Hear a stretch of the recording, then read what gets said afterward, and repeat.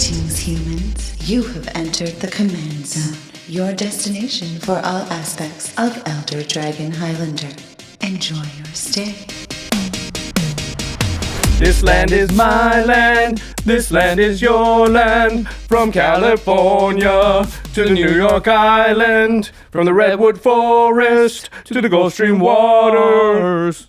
This land was made for you and me. Doom. I forgot it did that. Whoa. Yeah, it's going down. It is going down Did today. all kids still sing that in elementary school in the States? We grew up singing that like every year. Every year? I remember singing that. We did like Ain't No Mountain Too High Enough because they were like, mountains are high. This is educational. We sang songs for a lot of reasons. Anyway, hello, welcome. How's it going? You're watching / listening to the Command Zone podcast, and it's a fun one. We're talking about the brand new Commander product. Yes, so the second time this year. Yeah, so we revealed the Dimir Rogue tribal deck, and now we're going to do our sort of traditional budget quick upgrade guides for both of these decks. This is going to be the Naya Landfall deck. What's it called? It's called Land's Wrath, I think?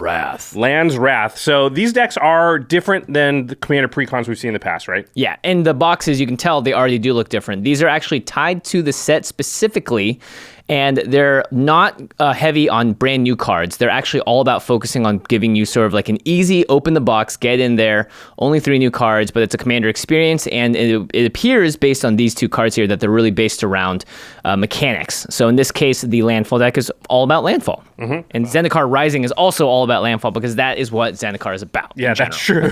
So it obviously fits pretty well within the theme of the set, and then there are going to be some cards that it seems that also share a spot in the main set that are here.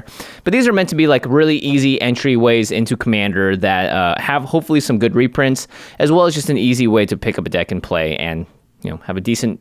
They've done a good job designing the decks recently. I'll say that much. So you're not going to pick up a dud. Yeah, and well, there's only 2. Yeah. But we're going to give you the 10 cards we think you should put in, the 10 cards we think you should take out with around a $25 total budget so that you can quickly get these decks up to speed and ready to play with your quote-unquote normal decks. Because I do think just like all precons, these aren't out of the box going to really be able to tussle with the 7s and the 8s out there. But we're hoping we can get this pretty quickly and cheaply up to close enough to that level to where you can at least play it. So first of all, though, before we get into that upgrade, we need to talk about our sponsors. If you want to order either of these decks, you can pre-order right now. You can pre-order all of the Zendikar Rising, the main set, booster boxes, bundles, collectors, boosters. Also, all the singles, or at least most of the singles, are available for pre-order right now. Go to cardkingdom.com/commandzone. That's the best place to pick up all of your Magic cards, your Magic product, anything at all you need to play the game. Because first of all, Card Kingdom has great customer service. Yeah. They have super fast shipping. Also, they are a sponsor of this show, so by buying your stuff there, you are supporting our content. Yep, and you can also support our content by getting UltraPro product. You can get some of that on Card Kingdom, but you can also pick it up from your big box retailers, from your LGSs. I know all of them need our support these days.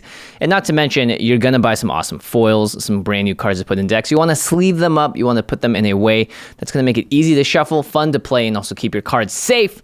Josh and I have been trusting UltraPro for 5+ years now. I have top loaders going all the way back to when I first had a Badlands when I was a kid. And mine are from baseball cards. Oh my gosh. Yeah, and they still hold up. Yeah. So UltraPro, obviously, they've been in the game for the longest. They know how to make great product. And by buying their product, you're also supporting our show. So look at that, win-win. You might open up one of those new expeditions in a pack. Oh, yeah. Those are going to be quite valuable. You don't want them to get damaged in any way. So put it right into one of those new UltraPro Pro Gloss Eclipse sleeves. That'll keep it safe for sure. And make it look great. And the final way to support all of our content is directly if you go to patreon.com/commandzone. Patrons get a bunch of perks, including being able to talk with Jimmy and I each and every day on our Discord, get deck advice from we have a whole host of veteran players on the Discord. Yeah. So tons of advice, not just from Jimmy and I, but from a lot of really, really experienced EDH players, and a lot of content creators hang out in there too, like Kyle Hill's in there all the time. We have a DJ in there. Yeah, we also a lot have of our crew. A crew, yeah. Yeah, Ashland's in there all the time, and Murph and Jake and everybody. So Craig just joined, yeah. Yep. If you go to patreon.com/commandzone, again, that's the place to sign up. And also another perk is we shout out one lucky patron every single episode. This episode is dedicated to Simon Wellstead. Simon, you rock. One last thing, real quickly.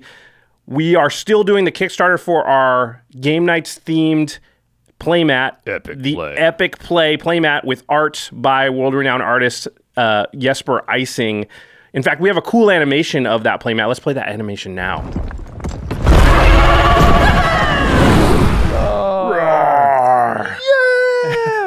So great. Yeah, this is supposed to capture the feeling you have when you're crushing your opponents. It is a very limited time. The Kickstarter, the clock is running down on that, so make sure that you look in the show notes, click the link, go lock in your order, because it's going to be over before you know it. Yep, and then after it's over, you can't get it anymore. We get so many messages today being like, hey, can I get this or that? And we're like, sorry, the whole exclusive limited print thing was, well, for us, because it's really hard to store extra product, but also just, when you get it, you get it. All right, let's go to the main topic here, the Naya Landfall, Land's Wrath budget upgrade guide. Again, the rules are 10 cards in, 10 cards out, total budget of $25. We're going to leave the mana base as is. If you have shocks and fetches, of course, put those in. We're just not going to talk about it too much. First, let's go through some of the new cards in the deck, because we haven't actually talked about this deck at all yet. Yeah.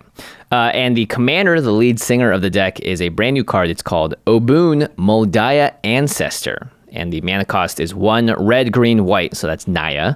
It's a 3/3 legendary creature, Elf Spirit, and it says, at the beginning of combat on your turn, up to 1 target land you control becomes an XX elemental creature with trample and haste until end of turn, where X is Obun's power. It's still a land. And Obun has a landfall, which says whenever a land enters the battlefield under your control, put a +1/+1 counter on target creature. So you can obviously target Obun himself, and then once you go to combat, he gets bigger. The land you create becomes a bigger 4/4, 3/3, whatever it is, elemental creature with trample and haste, and it's still a land.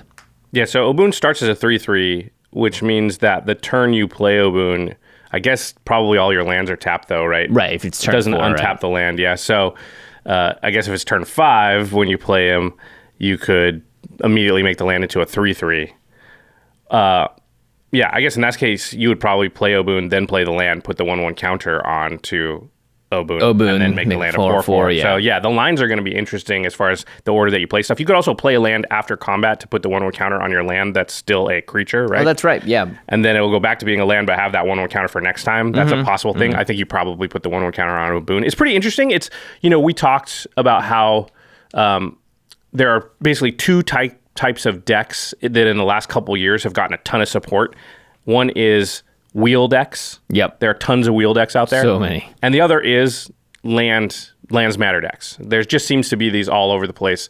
But this one is interesting because it has white. Usually we haven't seen a Naya. It's always red and green almost, and then there's sometimes another color. It's often black. It has white, and also this one is sort of going in a slightly different direction in that the payoff is sort of creature combat stuff.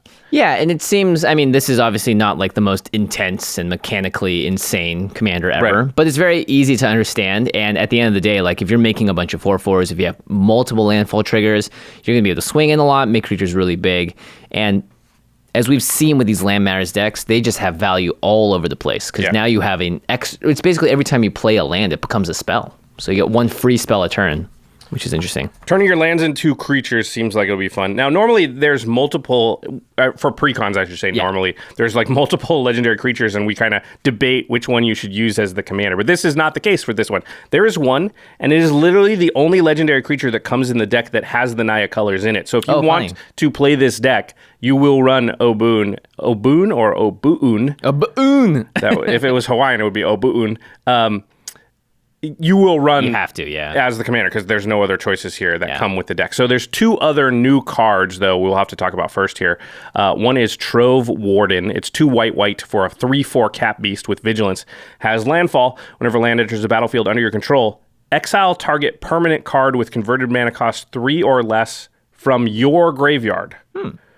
And then when Trove Warden dies, put each permanent card exiled with it onto the battlefield under the control of that card's owner. It's presumably you. So you're going to exile 3 CMC or less cards from your graveyard as you hit landfall triggers, and then eventually Trove Warden will die. Maybe you'll sack it or whatever, and all that stuff that got exiled will come onto the battlefield. Whoa, this is very cool. It's got very Sun Titan ideas behind it. White seems to love the 3 CMC or less cards in the graveyard. Yeah, they're playing with that more and more, and permanents too. So it could be lands like fetch lands. Right.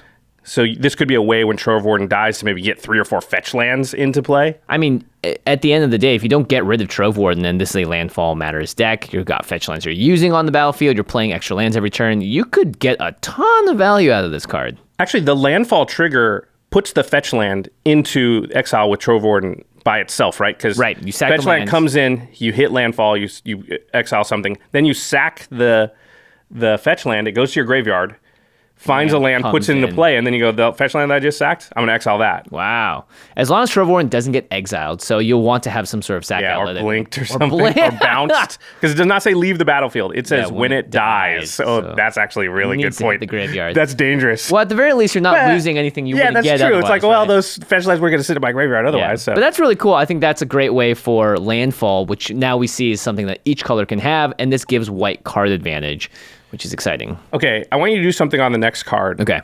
Is just don't read the CMC. Oh, gosh. Okay. I was going to say the CMC is the one thing that I'm... Yeah, don't read the CMC yet. This is Geode Ranger. It's a creature elemental. I won't read the power and toughness as well. We'll have the editors cover the CMC for now. Okay. It has first strike, and this says Landfall. Whenever a land enters the battlefield under your control, goad each creature target player controls.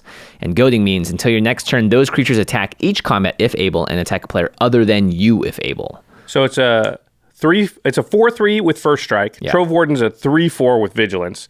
And then the landfall trigger on this is goad each creature target player controls. Yeah. Trove Warden it's cool. Recursion. We know Trove Warden was 4 CMC.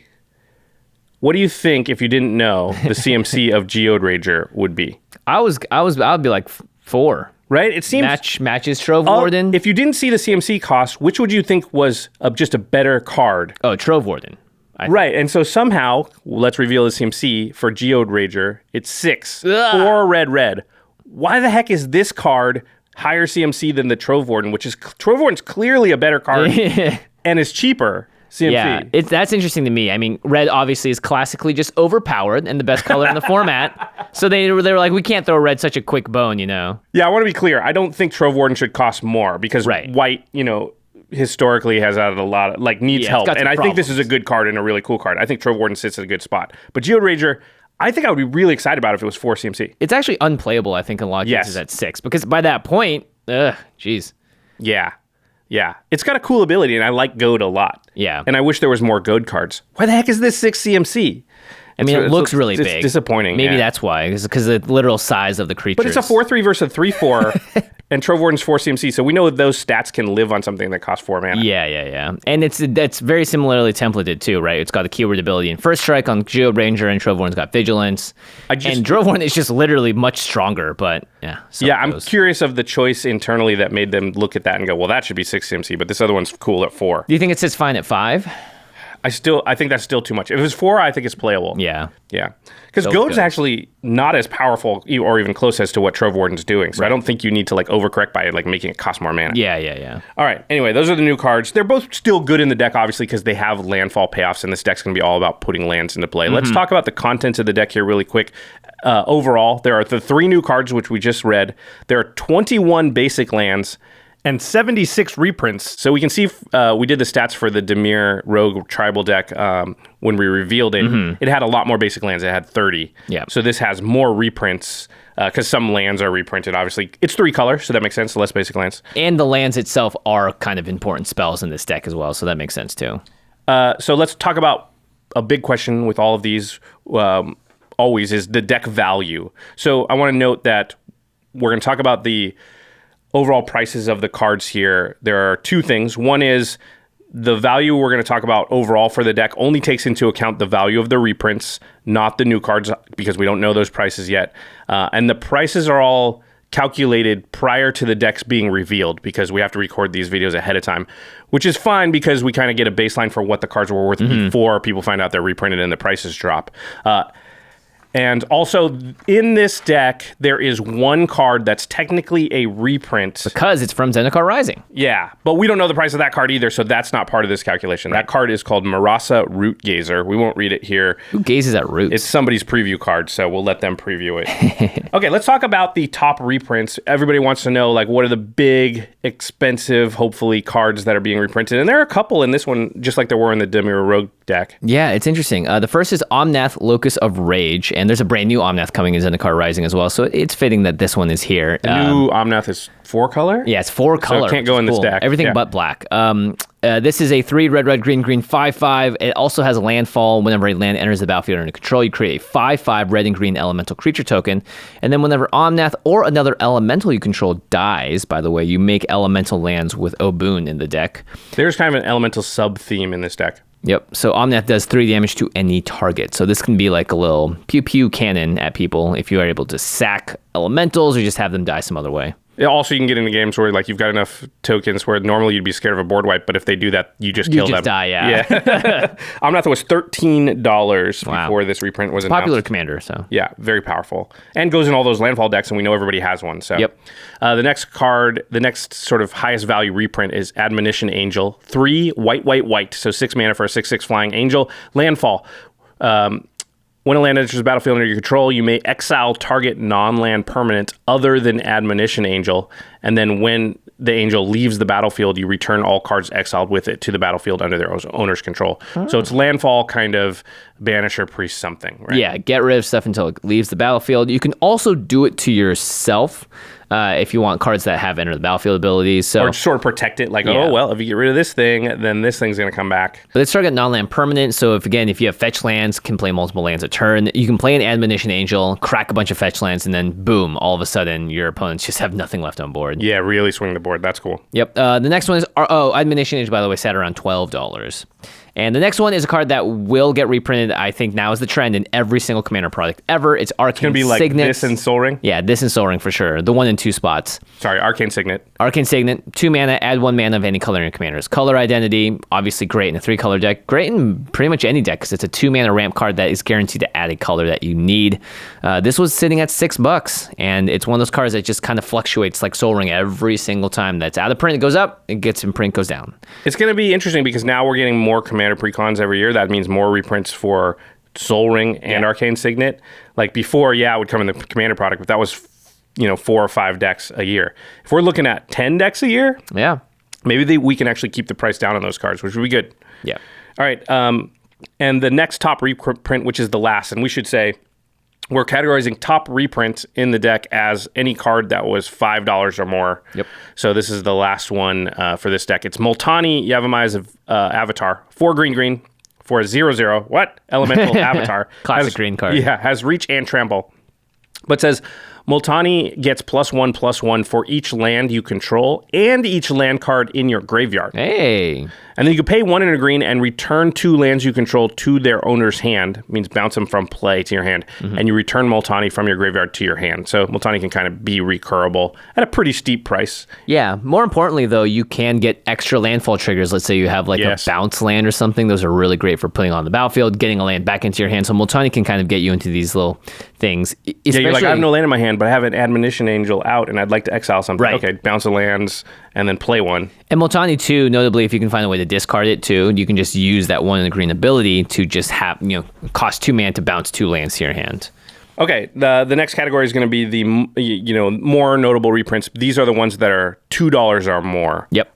We're not going to read every card in the deck, obviously, so we're just going through the top reprints. Sol Ring, $4.50. I won't even read it. Oh, we didn't say Multani was about $5. Sol Ring, $4.50. You know what Sol Ring does. The next one is Rites of Flourishing, 2 and a green for an enchantment. Yeah, at the beginning of each player's draw step, that player draws an additional card, and each player may play an additional land on each of their turns. So this is symmetrical effect for everybody. That was about $4. But you're going to abuse that extra land much more than everyone else, ideally. The next is Mina and Den Wildborn, which is a 2 red-green 4/4 that says you can play an additional land on each of your turns, and you can also pay red-green to return a land you control to its owner's hand. And give something trample. Give something trample. Yeah, that was sitting around $3, and this is just a classic. I played I played the landfall deck this year, and boom, Mina and Den, #1 entry. Yeah, it's a gimme. The next one is a card that I think both of us are playing more and more. It's fantastic. It's Return of the Wild Speaker, 4 and a green for an instant. Says choose one, draw cards equal to the greatest power among non-human creatures you control. Remember, Obun will make elementals, so that's a non-human creature. Also, Obun's an elf spirit. And then the other choice is non-human creatures you control get +3/+3 until end of turn. Also, Aboon's creatures, yeah. Yeah, it's a reason I really like this card is because the modes are so different. So in a state where I don't have a big board state, then usually I would like to draw cards in that instance. But when I do have a big board state, I don't want to draw cards. I want to start winning the game, and that's the point where I say, okay, pump the team swing. Yeah, and it's power and toughness for +3/+3, so it's pretty good. Not to mention instant. Yeah, and that was about $275. Thank goodness they reprinted that. Kodama's Reach is next up, 200 green, and it's a sorcery with Arcane. Doesn't ever matter, really. And you can basically search your library for up to 2 basic cards, reveal those cards, put one on the battlefield tapped, and the other into your hand. And that actually was classic climbing land up. ramp with Cultivate, the same card basically. Yeah, it's climbing up to 250, which is good. Again, these are just cards that you'll see in lots and lots of decks. It's crazy how it was 250, but it's like pretty commonly reprinted. Yeah. Just shows how many decks Kodama's Reach and Cultivate go into. The next one is Abundance. It was about $2 before the reprint was announced. Enchantment. If you would draw a card, you may instead choose land or non-land and reveal cards from the top of your library until you reveal a card of the chosen kind. Put that card into your hand and put all the other cards revealed this way on the bottom of your library in any order. So Abundance allows you to be like, either I've got a lot of lands in hand, I definitely don't want to draw land, say non-land, and then you won't draw land. Or, boy, I need to hit my land drop, I don't have any lands in hand, or I got cool landfall stuff going on. I'm going to call land, and then I have to draw land. Yeah, really interesting card, especially if you can start drawing multiple cards a turn. Then you can be like, I want to land a creature, and, it's fun. And that was about $2. And same as this next card, Myria Angel, 2 white for creature angel with landfall. Whenever a land enters the battlefield under control, you create a 1/1 white bird creature token with flying. Landfall, make a 1/1 flyer. Pretty good. Really good. This can be a game ender as well, especially combined with Return of the Wild Speaker. Yeah, and a couple of fetch lands, and you can get 5 or 6 1/1 flyers really fast. Yeah. So if looking at the reprints here, the cards that were $5 and over, there are only 5 of them. There are cards $2 and over, where there are 14. That includes the $5 cards and over, by the way. And so the total reprint value comes out to $85.90. Again, we're not factoring in how much the new cards cost, as well as that one card from Zendikar Rising. We see this is quite a bit lower than the Dimir Rogue Tribal deck, which was like 106. Yeah. So there's a big discrepancy there in reprint value. If we compare this to the precons from C20 from Ikoria this year, those averaged out to about $97.48 for the reprint value. And again, all of those decks had 20 new cards in them. Yep. And a lot of those cards like Fierce Guardianship rocketed up in price. So it's pretty interesting. I think this is actually maybe the lowest reprint value we've ever seen in a precon. Not to mention... Yeah, we usually don't go into the 80s at all. This number is going to dip straight down once all these cards are reprinted, because that's how it goes. We should say, though, that one thing that has been implied by Wizards, not stated expressly, and again, they don't have MSRP anymore to sort of tell us these things, but sort of there's been a lot of implications that these decks are going to be quite a bit cheaper than our traditional precons, which have gone up into the $40 range recently, and they compare these more to like Planeswalker decks. So we're hoping they'll be in the $20 range, maybe $25. That would be that's fantastic. Just a guess on our part. Don't know for sure, but there's been hints to that effect, basically. Okay, let's talk about our favorite category. Stats. All right, the stats of the deck. You want to run down the essentials here? So card draw, there are 8 card draw spells. However, looking through the deck, some of them are a bit conditional. Actually, 3 to 4 of them are kind of iffy. They're not necessarily just straight, like draw some cards. Yeah, some of them require you to meet a condition, which is it's tough, but there's still about 8 cards that could draw you cards. Ramp, however, there are 17 ways to ramp, because there are 15 put extra lands into play cards and then 2 mana rocks. Soul Ring, Arcane Signet. Yep, that's actually pretty exciting. And then you wrote down here, not sure how the count rights of Flourishing, which is a good point, because is that a card draw spell and a ramp spell? Yeah, and it's a symmetrical effect, and when you play it, you're down a card immediately. Not to mention, this is something that obviously actively benefits your opponents. I didn't count it in either category, but if you counted it, then there would be 9 card draw spells and 18 ramp spells. I think it counts more towards ramp, just because your deck has so many put extra cards lands into play effects that's sort of like the more important part of it. Board wipes, there are only 2, but notably they say destroy all non-land creatures or permanents, so that means your landfall creatures can escape. Yeah, which is when you're turning exciting. your lands into creatures, destroring all non-land creatures is pretty good, right? Yeah. Because those, by the way, it always says it's still a land on Oboon when it turns it into a creature. Yep. 9 ways of targeted removal. Pretty high. That's pretty high. And then this is the big synergy of the deck, which is landfall or land payoffs, and there are 21 of them. And of course, Oboon himself is a landfall payoff. There are 37 lands which is right around the normal. I would actually expect landfall decks to have a little bit more if you look at like Get Rog decks and all those. Those land counts are actually usually a bit higher. There's 6 lands that fetch, which is impressive considering that there are no fetch lands, actually like the fetch lands in this deck. Originally, this category was called Fetch Land, and I'm like, well, that's just confusing because people think of like traditionally, land, like Polluted Delta and stuff as fetch land. So these are lands that fetch, like Evolving Wilds, Terramorphic Expanse, that kind of stuff.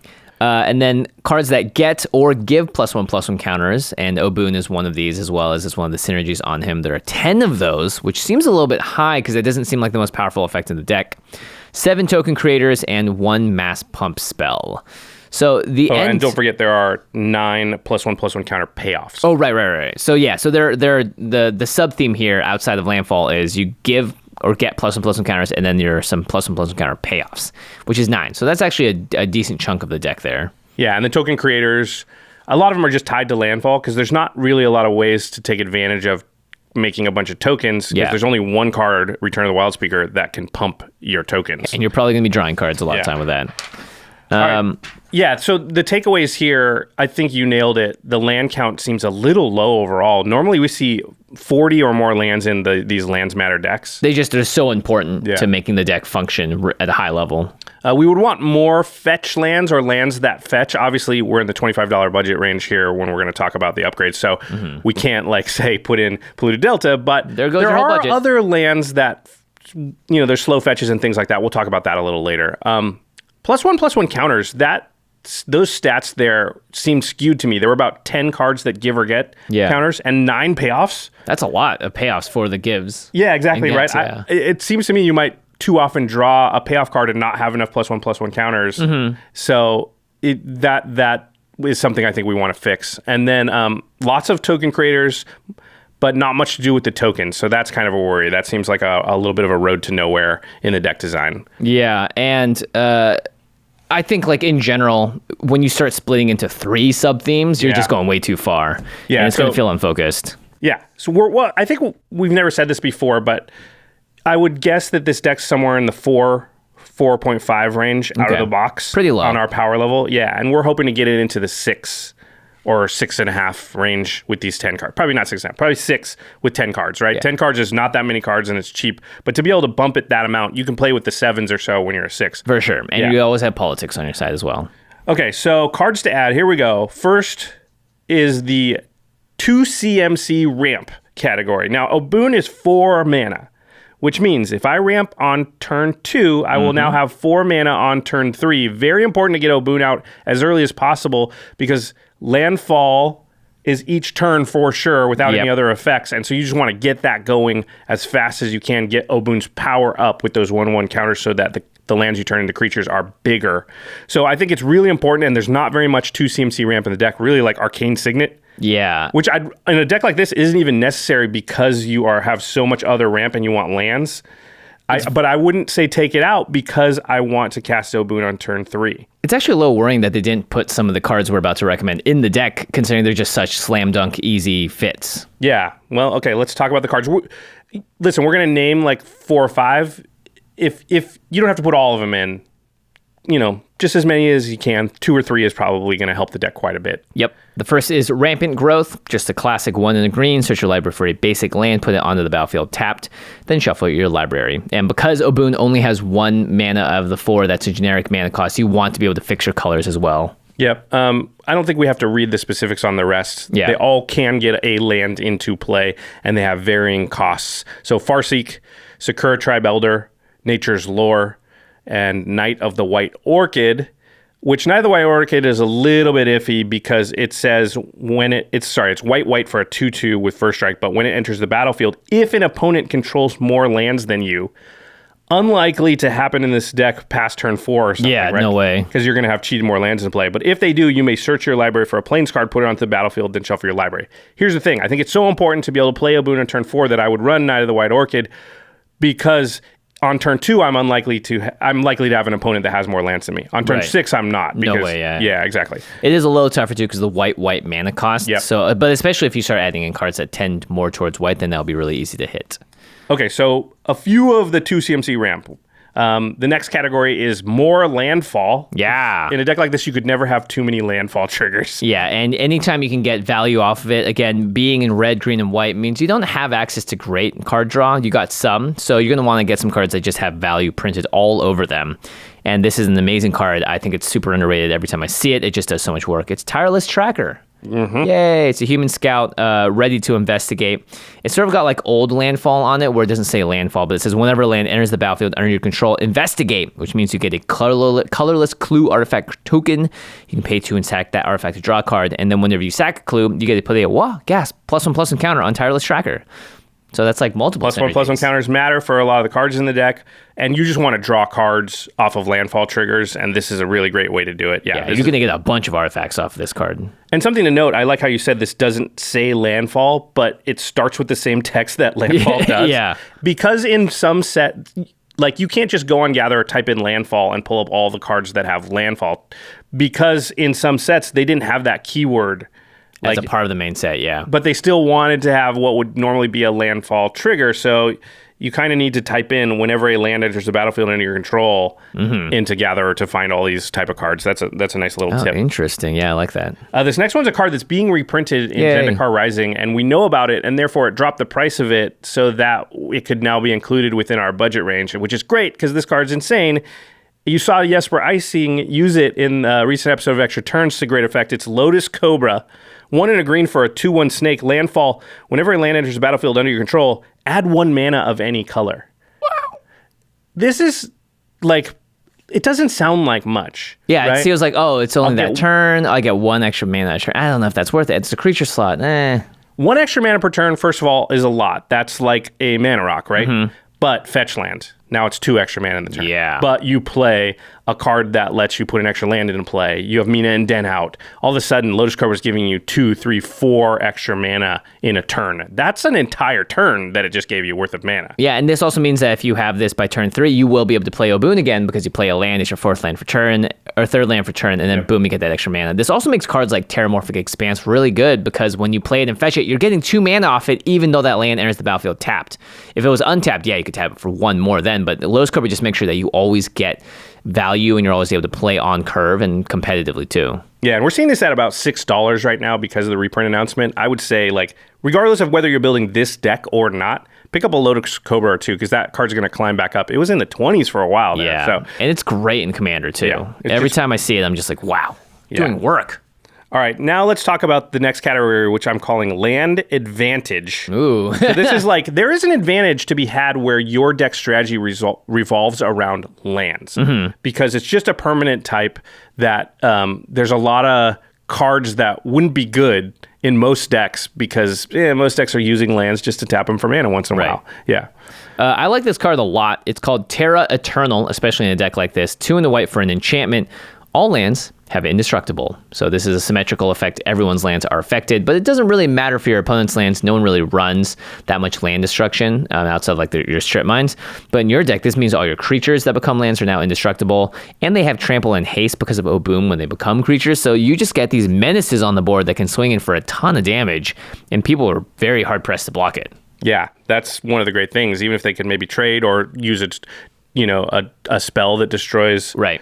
Could you imagine having to path a land? Yeah. That would feel so bad. I mean, but it is like pretty dangerous to turn your lands into creatures because if somebody wraths or things like that. Now, obviously, you're doing 1 at a time with Obun, but there are other effects in the deck that turn more of your lands into that. But this makes that a lot more safe where somebody can't just completely blow you out.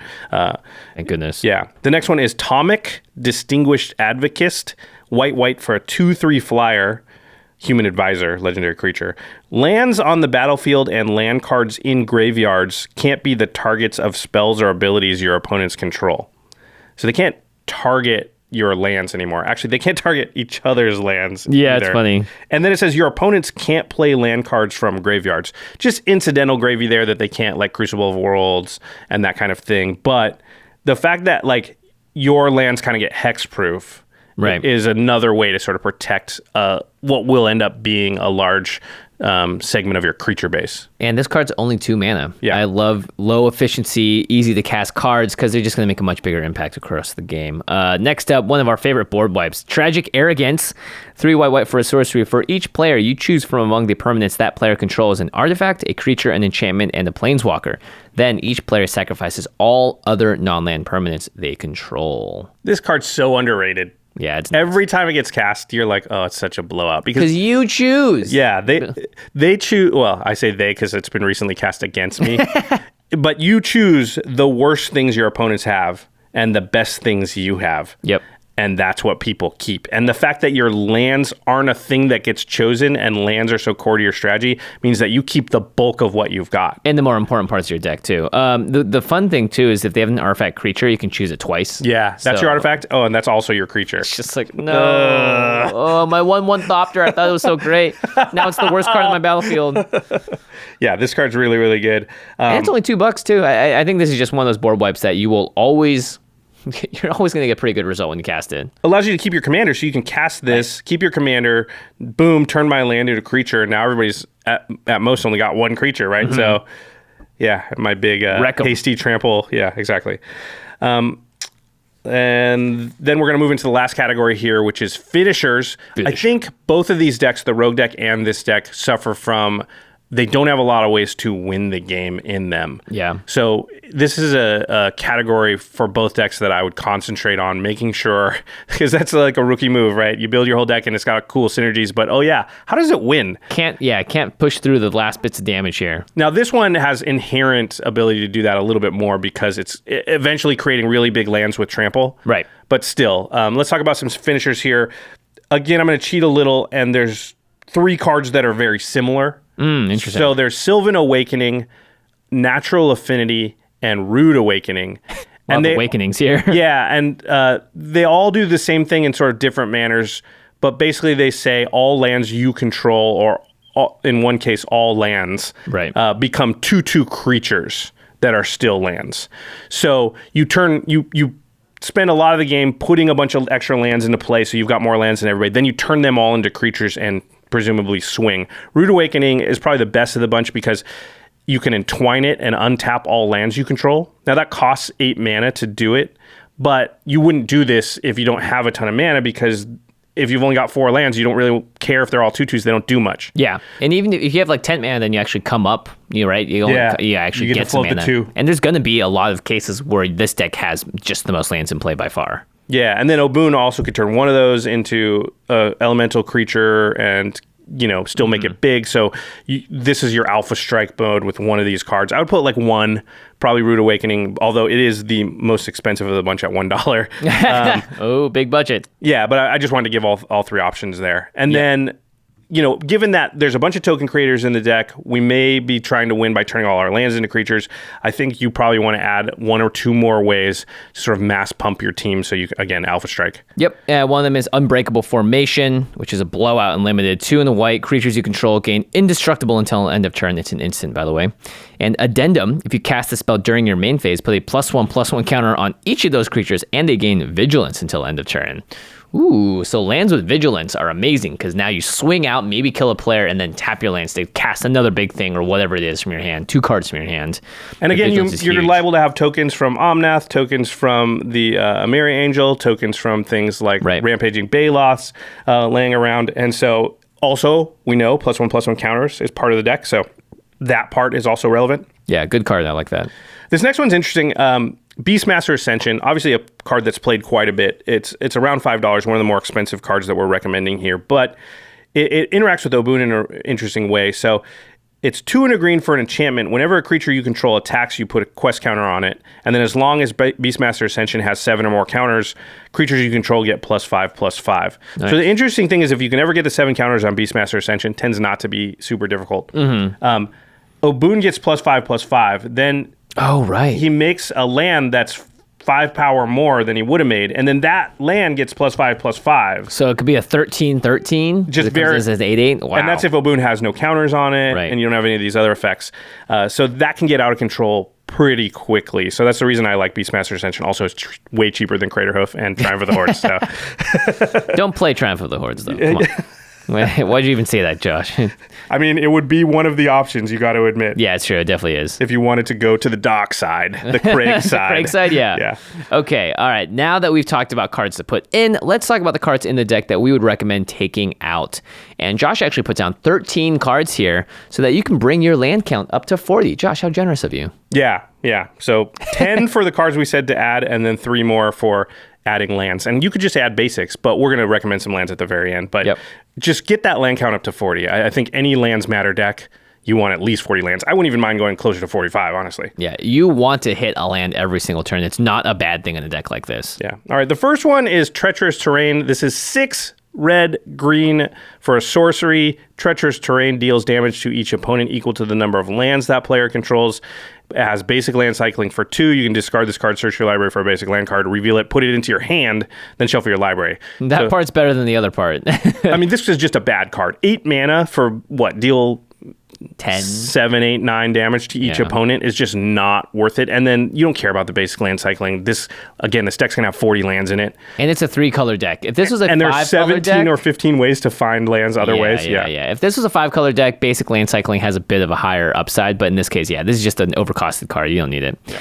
The next is Sylvan Advocate, which is a 1 in a green 2/3 vigilance elf druid ally, and as long as you control 6 or more lands, Sylvan Advocate and land creatures you can control get +2/+2. It gives land creatures you control +2/+2. I get it, but it's just too low impact, I think, for a 2-drop slot. I want to be rampant growthing on that turn. Yeah, that's a good point. Yeah. Would you rather rampant growth or play a creature on turn 2? Yeah, I mean, I want a rampant growth Lotus Cobra, something that's going to move me into the game. And then it's like, it's a 4/5, and it gives +2/+2. If it gave Obun +2/+2, that'd be a little bit better. Yeah, and Obun, again, it only makes 1 creature per land that enters the battlefield. Or actually, no, it only makes 1 land because it's not about landfall. It only makes 1 land creature per turn. So it's not like you want land creatures, right? If this was all about, like, make every land a creature, then this card would be a little more powerful, but it's not. Yeah, there's only a couple cards in the deck other cards in the deck that make lands into creatures.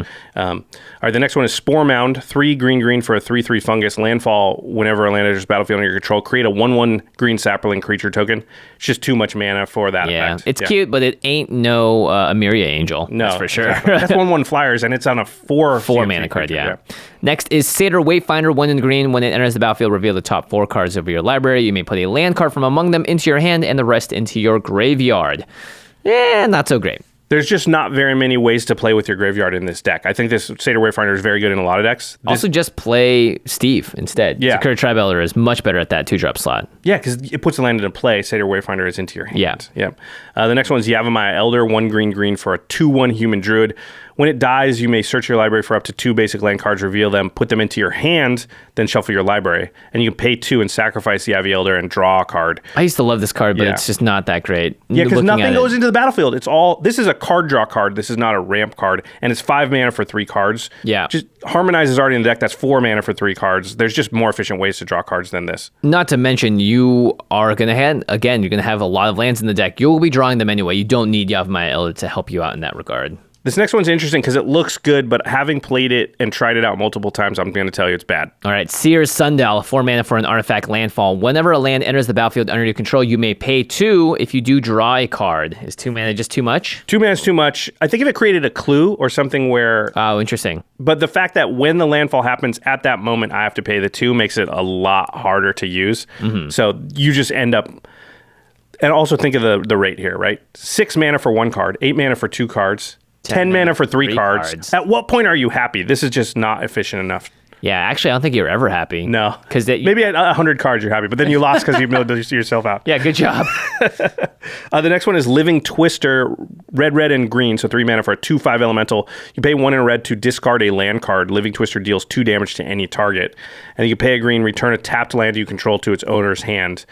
It's just too low impact, right? 2 damage is not enough. You don't really want to be discarding your lands generally. Yeah. And then, yes, it is nice to be able to bounce a land back to your hand to play it and get landfall. But I want that on a card that is also doing other things that I want to do. This is just not... It just ends up not... You'd much rather have something that fetches because you can play it and it'll get another land on the battlefield that turn. The next is Tuskguard Captain, 2 in a green for a 2/3 with Outlast. You can pay a green to tap it and put a +1/+1 counter on it, and you can only do that as a sorcery. And then each creature you control with a +1/+1 counter on it has trample. Oh, it's a +1/+1 counters matters card, but it's way too low impact. Yeah, and Obun's already giving trample to your land. Yeah, right. So you already have the ability to have a big trample-y creature. And yeah, there's these dream scenarios where I have a bunch of creatures with 1/1 counters and they all have trample. Generally, if you have a bunch of creatures and they all have 1/1 counters, the trample's not as important because people don't have a bunch of blockers. Right? So I just think Tuskguard Captain is just, it's a good limited card. It is not a good commander card generally. Yep. Next one's Elite Scale Guard, 4 and a white for a 2/3 human soldier. When it enters the battlefield, you bolster 2, which means you choose a creature with the least toughness among creatures you control and put 2 1/1 counters on it. And then whenever a creature you control with a 1/1 counter on it attacks, you tap target creature defending player controls. Here's the thing, the bolster, rarely going to be able to put those counters onto Obun, which is where you would want to put them. Right. So then it's just like, maybe Elite Scale Guard's a 4/5. And yeah, you can tap down creatures as you attack, but again, your creatures are going to be bigger and not super worried about getting blocked. This is just too much at 5 mana. Yep. That card was nuts and limited, though. Holy moly. The next is Abundance. We talked about this card earlier. It's this weird 4 mana. Instead of drawing a card, you can choose land or non-land, reveal it until you find that card of your type, and then you draw it. And then you basically can sort of customize what cards go into your hand, whether it's a land or a non-land. The next one is Multani, Yavamaya's Avatar. This is going to shock some people. It's 4 green for reach trample 0/0, gets +1/+1 for each land in your graveyard and on the battlefield, and then you can pay 1 and a green and return 2 lands you control to your hand, and return Multani from your graveyard to your hand. Again, 6 mana, just a big kind of dumb beater. Yes, it has reach and trample. I just think we can do better than what Multani's giving you because we already are getting big creatures because of our commander with trample. Embodiment of Insight is the final card, 4 and a green, creature elemental 4/4, vigilance, and land creatures you control have vigilance, and has landfall. Whenever a land enters the battlefield under your control, you may have target land you control become a 3/3 elemental creature with haste until end of turn. It's still a land. Why don't we like this one? Because, again, turning my lands into like 3/3s is not super helpful, right? I don't know why I said again. We didn't say that before. I don't think that's going to be great later in the game for a 5 mana card. Right. So I think like Obun's going to make them into huge creatures. Embodiment of Insight is going to make them into sort of little, medium creatures. And you're not trying to swarm, right? We've decided that that's not one of the main strategies of the deck either. And 5 mana is just so much. I just don't like 5 CMC cards that aren't like really, really good. And the Vigilance, like you said, it's good on lands, but it's just not worth as much as like Trample or something, which we already get. So yeah. I mean, we got to make cuts, right? I'm not saying that card's horrible in the deck or embarrassing. I just think if you like find better. Yeah, it's okay. You can keep it in there. There's actually one more, but we skipped it because we talked about it in the earlier section. It's Rites of Flourishing. So 2 and a green for the enchantments. At the beginning of each player's draw step, that player draws an additional card, and then each player may play an additional land on each of their turns. Here's why I don't like this card in this deck. First of all, like you said earlier, Jimmy, you're playing a card. You're using one of your resources on Rites of Flourishing, and everybody's drawing extra cards off of it. So you're always down 1 card overall, no matter how many cards you get drawn out off of it in the long run. I also think of this math.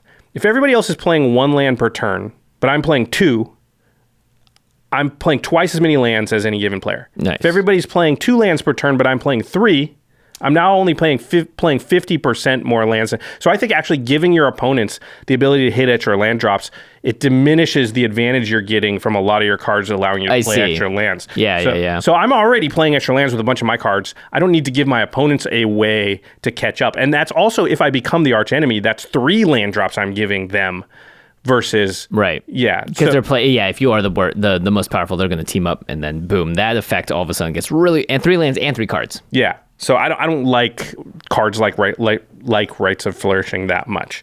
Unless you're playing a group hug deck or whatever, then I think it can be a lot more fun. Okay. So those were the cards to take out, and then we're going to go to a couple of sections here that I just want to talk about really quick. So add more lands that fetch if you can.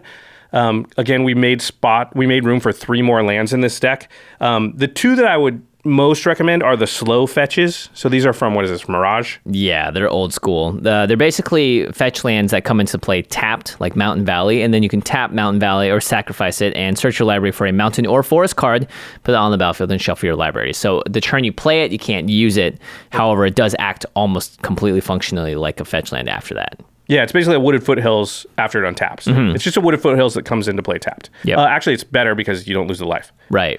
There's Grasslands, which is the Celestia one. So those are 2. They're not amazing, but the fact that you want double landfall triggers on so many cards, I think makes them good enough in this deck that I think they're... And you don't have a lot of lands that come into play tapped in this deck. There's a few, so I think you can afford 2. Well, if you're playing extra lands as well, like you're going to be up on mana, you may be totally fine putting a land that comes into play tapped because you get the landfall trigger, and that is honestly the most important part of the deck. And then Fabled Passage. Now, this is not a cheap card. It's about $6. But that's sort of the next best, cheapest fetch land that that might fit in our budget range. So this one, what was it, Eldraine? Yeah. It's been reprinted a couple times since, I think. So it's a land, you sacrifice it, you search your library for a basic land card, put it onto the battlefield, tapped, and then shuffle your library. Then if you control 4 or more lands, you untap that land. So you're obviously going to play this after you've already got 4 lands out, and it's your 5th, and then... This is an untapped fetch land for basic lands. Oh, sorry, it's your 4th land. And then Yeah. That's why it's $6, though, because it's pretty good. Pretty darn good. And then if you do all that, then I think you should probably play Rabbit Excavator. Which is 2 and a green for a 2/3. You may play land cards from your graveyard. Thanks, creature. Because at that point, you'll have 9 lands that fetch in the deck. In that case, you're likely to have one of those. And if with Rabbit Excavator, if you at least have 1 fetch land in your graveyard, now you're guaranteed to be able to play that thing every turn. Yep. Okay. And finally, an honorable mentions category, because I got talked out of putting this into the main category. So I was showing this. Who talked you out? Murph. Oh, Murph. Thanks, Murph. So the honorable... Appreciate you, buddy. The honorable mention category is, I'm calling it Artist Stacks. So here's what I noticed when I was looking through the deck after making the changes was that there are only 4 artifacts in the entire deck. Ah, interesting. So because our ramp is sorceries and fetch lands. So to me, I was like, okay, well, if I have a deck that only has 4 artifacts in it, then I can run Artifact Hate because it's just not going to hurt me. What a monster. So many decks out there rely on their artifacts to keep up with what I'm doing, right? They're going to play lots of mana rocks and things like that. So I would play things like Kataki's War Mage, which is 1 and a white for a 2/1 spirit, but it says all artifacts have at the beginning of your upkeep, sacrifice this artifact unless you pay 1. Rough.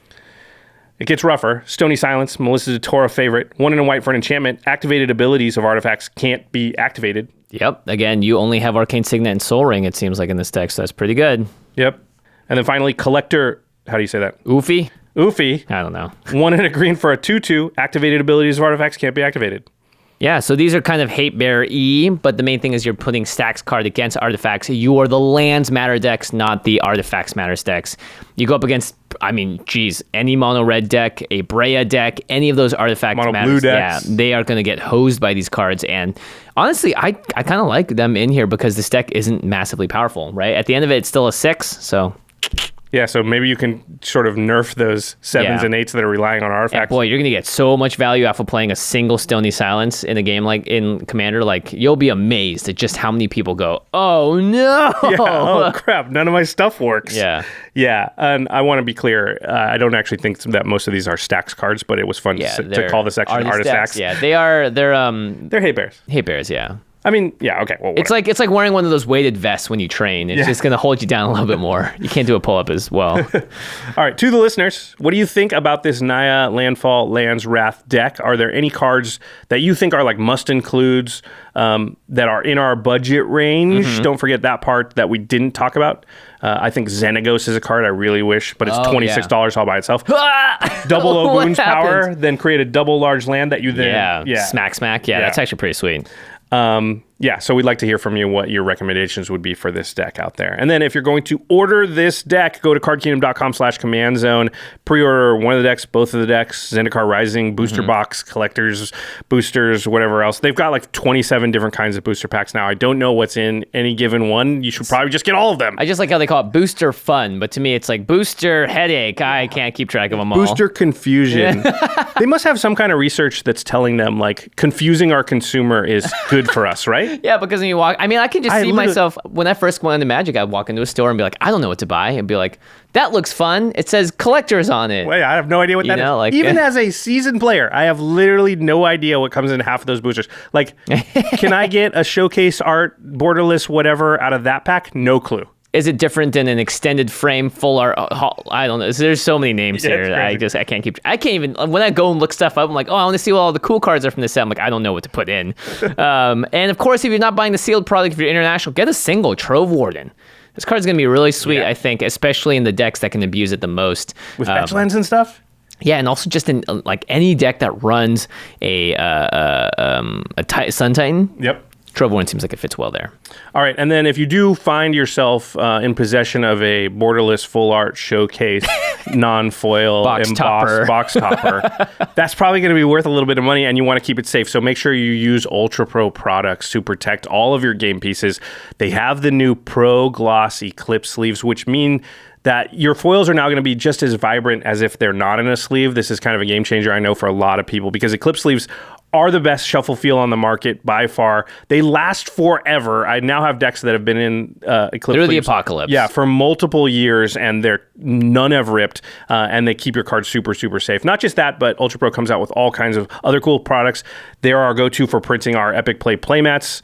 Links to the Kickstarter are in the show notes. Go click on that right now. And they have that Mythic collection as well for those deck boxes. They look so nice. They fit the magnets, and they got that embossed Planeswalker logo. Oh yeah, the stitched Planeswalker logo. It looks really super nice. Classy. Yeah.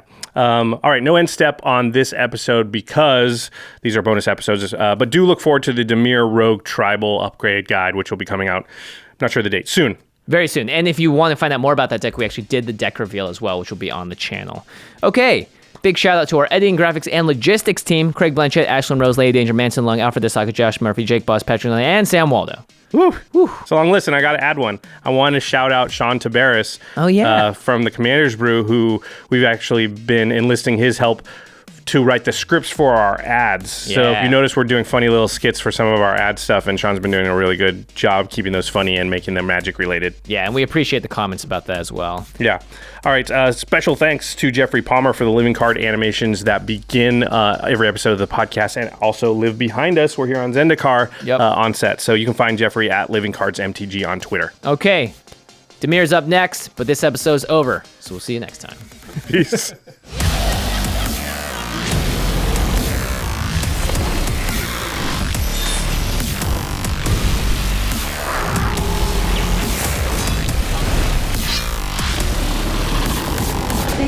For your attention. For further inquiries, send an email to commandcast@rocketjump.com or ask us on Twitter @JFWong and @JoshLeeQuai. See you later, alligator. Greetings, humans.